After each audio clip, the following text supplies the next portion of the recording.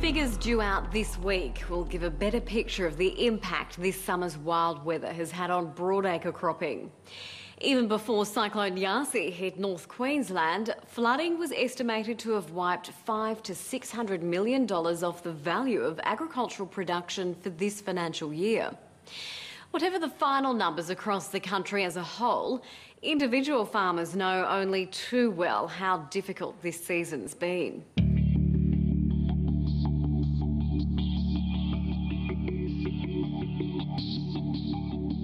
Late November in Victoria's Wimmera. The clouds that brought the critical moisture during the growing season are now unwelcome guests. There were early signs it was going to be a wet finish. No one could imagine just how wet. On the ground, the drone of harvesters is replaced by the babble of frogs. And creeks that normally slow to a trickle around now are running bankers.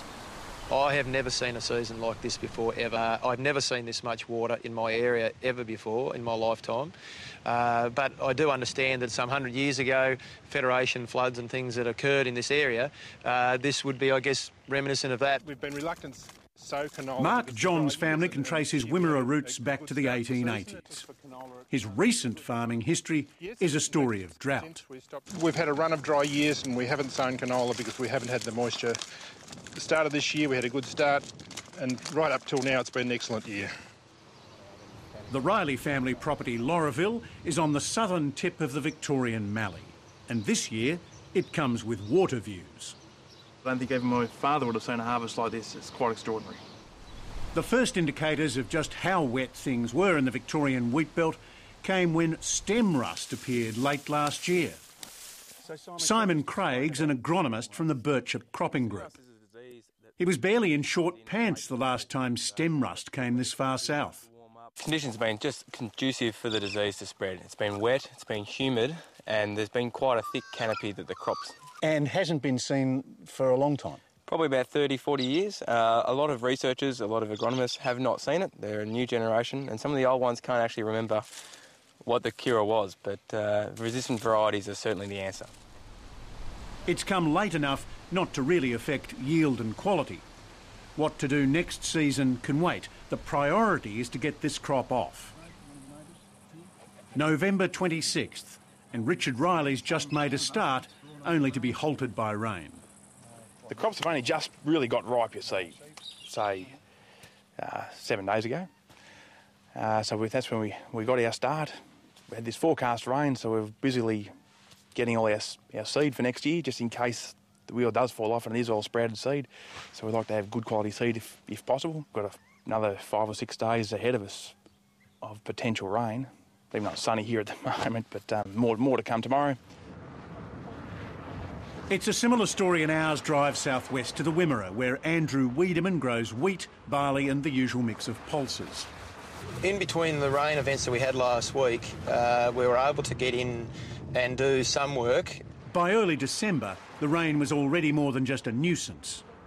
There'd been so much of it, growers couldn't get machines into sodden paddocks. We've had 4 inches, 100 mils in this last sort of 3 or 4 days. So that's really obviously slowed things down to the stage that it has, and now we're just wondering when we can get back on the paddock and just exactly what is probably left for us to harvest this year. It's left his barley crop underwater. We've had a massive amount of rain here in the Wimmera, and I guess what you can see at the moment, if you look out back here behind us, we've got water coming down through the old waterways and coming through and then going through the crops here. It'll be weeks before he can get into this barley, and in the meantime, more rain's forecast. He can only guess at the damage already done and what state the crop will be in when he finally does get the harvester moving again. Have you written anything off yet, or is there still a bit of hope there? We're the eternal optimists in farming, otherwise we probably wouldn't be here. We really don't know the full impact of this until perhaps 2 or 3 weeks' time, and even in some cases, some of this country may not be able to get a header or take large-scale machinery for the next, say, 5 weeks. So we've just got to wait and see. A little further west, Mark Johns hasn't had quite as much rain, but still more than enough to put his harvest plans on hold. Windrowed about 20 days ago. We made a start on the harvest about 6 days ago. Probably got half the paddock finished. It's been an excellent crop, going about 3 tonne to the hectare. His canola's enjoyed the extra moisture during the growing season, and although heavy downpours have held them up, he's pretty confident the canola will be okay. If you have a look at it, it's quite dry, and if you're very careful with the pods, they're quite fragile at the moment. Drop the seed out. But still in good nick? Doesn't appear to be damaged at all. There's no evidence of shooting, and just feeling the crop, it's very dry. So, and the windrow's in good condition still. He's not quite as optimistic about the paddock of wheat next door. Even though buyers are being a little more flexible on quality, if it doesn't make milling grade, then the price drops $100 a tonne. I'm surprised at the condition it is in. It's looking better than I thought it would. It's still a bit damp, but it's ripe and it's ready to be harvested. What sort of window have you got to get this off, and how critical is the weather in the next week or two? Look, another rain event would make it feed almost certainly. Another big worry is the lentil crop. At $700 a tonne, lentils offer a good margin, but they can be tricky at the best of times, and the rain's done them no favours at all. They're quite a fragile crop. Even if it doesn't rain, they continue to get lower on the ground and it's more difficult to harvest. Another big rain event, what happens to them? I don't like to think about it. 50 kilometres away, Andrew Wiedemann's making sure the machinery's up to scratch. It'll be days before they can get into the paddock, and they're already weeks behind schedule. Well, right at this stage, we would have hoped to have certainly finished all the canola. All of the barley would have been harvested, and the lentils, we would have almost been completed harvesting lentils. And wheat wouldn't normally start until the 2nd or 3rd week in December. So right at this point, we've got 400 acres of canola harvested, and we're a long way from getting into it.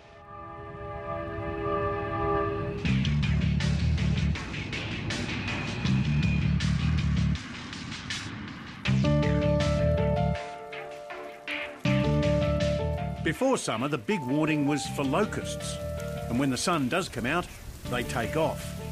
But through December, these sort of days were few and far between. All growers could do was sit and wait as the world rolled by and the paddocks slowly dried.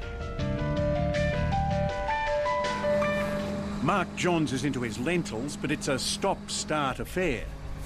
The crop's so close to the ground that the front of the header keeps hitting the dirt and getting clogged. The rains cut the yield by a quarter, and he certainly won't get $700 a tonne. Perhaps 500's nearer the mark. The quality's a problem. We've got some wrinkles on the seed coat, and at the moment they're apparently talking to the potential buyers. I think that once you take the coat off the seed, they're fine, those split red lentils, but just got to negotiate the slight blemish we've got. It only takes a few spots of rain to make the whole process grind to a halt. So, Mark, are those few spots of rain enough to stop? Yes, it just made it too hard to cut. We're pushing the plants out of the ground and not cutting them. Andrew Wiedemann's having similar problems with his lentils. Quality and price will be the issue. He doesn't have a buyer yet, and there's a bit of spade work needed even to get them out of the paddock. Because the silo sunk a bit with the wet weather, just cleaning around the PDO joints. So just trying to make sure that, we can get the grain out without breaking machinery. The ground's too soft to bring the trucks in, so the bins have to be pulled out. It's all time-consuming work just when time is of the essence. Since we saw you last about 10 days ago, how much more rain? We've had nearly another 20 mil since you were here. So we've had now effectively 8 inches since the 26th of November. They've also bought a second header. It's a big investment, but it should speed things up as long as the rain holds off. And they've devised their own method for extracting a bogged machine. We've set up an A-frame type pulling arrangement on either side of the front axle because we're concerned about stretching the header by pulling it from the rear when it gets bogged, and we've already been bogged a couple of times.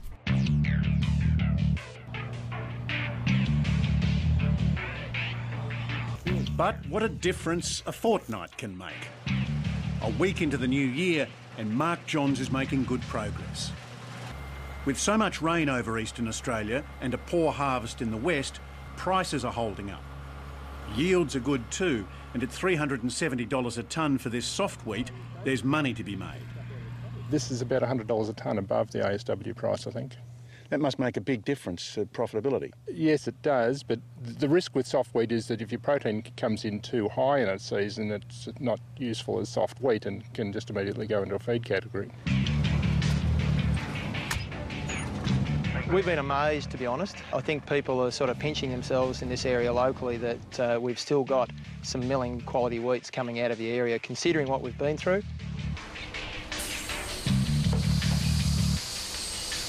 The moment of truth for every grain grower comes at the sample stand at the local grain depot.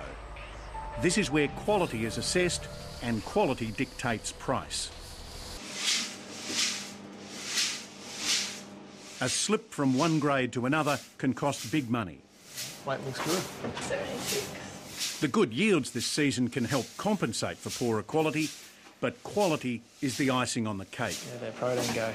10.9. Oh, perfect. And Andrew Wiedemann's cake is looking pretty tasty. It's a noodle variety that we've grown Rosella, and it's made the noodle grade. The price per tonne on this? At the moment, $327 a tonne, delivered here at site. If you hadn't made that particular grade, what would it drop back to? Look, if it was feed grade, it's $225 Matoa, so it's $100 a tonne. So that's the significance. So on a load like that, there's 45 tonne on there. It's $4,500 a load difference. Weeks of work still lie ahead and there'll be plenty more rain before this harvest's over. But the die is cast. What began as the most promising season any of these three growers can recall has ended as something of a mixed bag.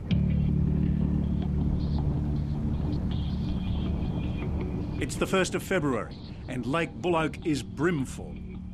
The main Lake Bullocke was full after the September flood, so the main lake was full, but when we got the January flood, that just spilled over the bar, we call it, and ran into the overflow section of the lake, so now there's